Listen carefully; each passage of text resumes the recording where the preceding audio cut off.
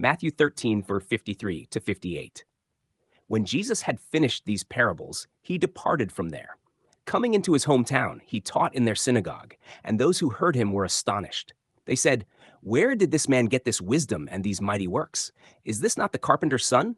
Is not his mother called Mary? And his brothers James, Joseph, Simon, and Judas? And his sisters, are they not all with us?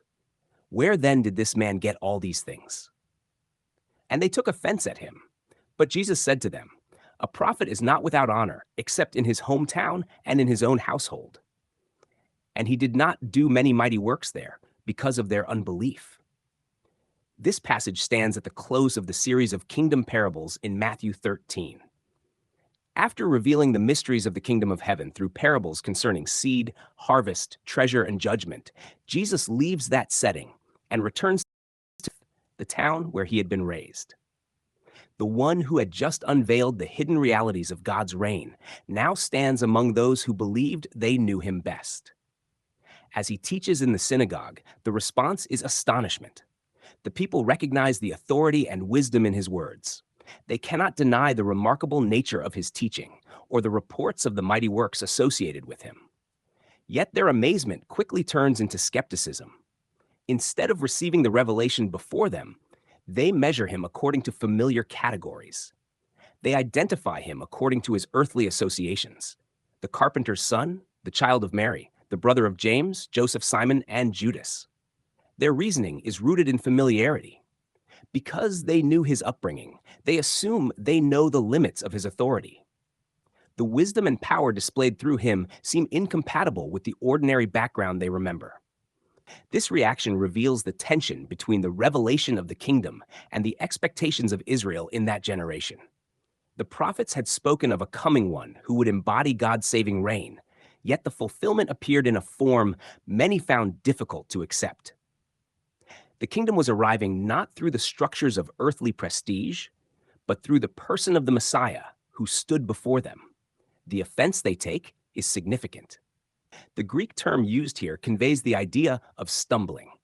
Jesus becomes a stumbling stone to those who encounter him through the lens of human expectation, rather than divine revelation.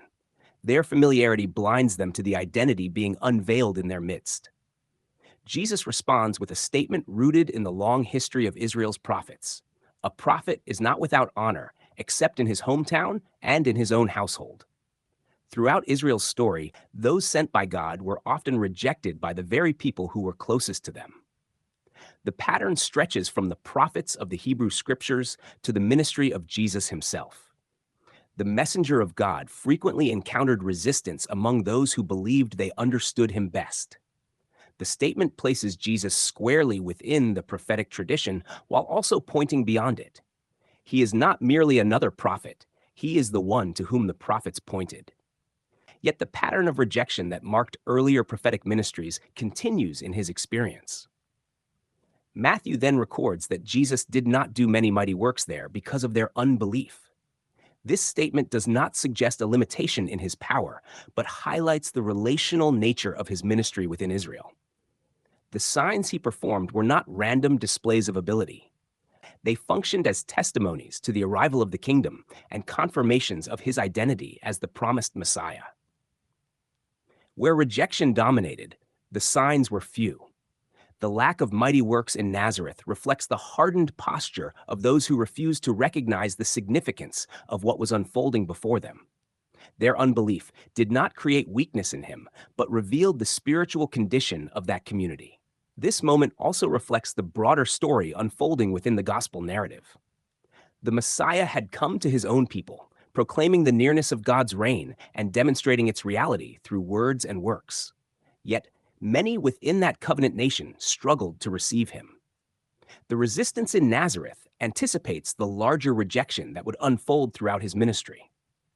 At the same time, the wisdom and authority recognized in his teaching reveal the identity that Matthew's gospel consistently emphasizes.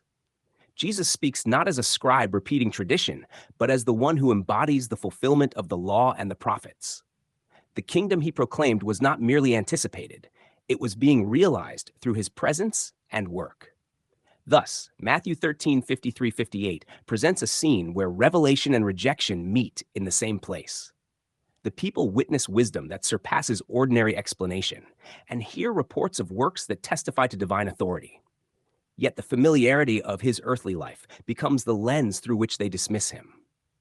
In this moment, the narrative highlights both the unveiling of the kingdom and the tragic resistance of those who stood closest to its arrival.